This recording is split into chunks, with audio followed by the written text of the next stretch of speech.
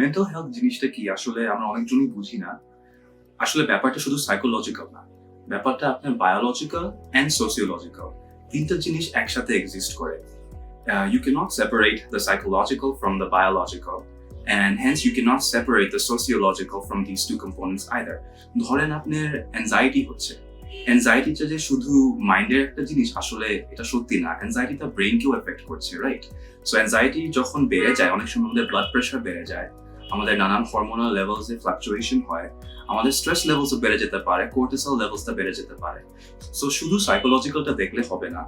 আসলে প্রাভা হেলথে আমরা যেটা করছি হচ্ছে বায়োলজিক্যাল, সাইকোলজিক্যাল, সোসিওলজিক্যাল তিনটাকে একটা হোলিস্টিক মডেলে কেমনে অ্যাপ্রোচ করে মেন্টাল হেলথ কেয়ারটা দিতে হয় এটা দেখছি, এবং এভাবে মেন্টাল হেলথ কেয়ার দিলে আর ট্রিটমেন্ট মডেল তৈরি করলে আসলে কমপ্লিট ওয়েল বিইংটা দেখা যায়।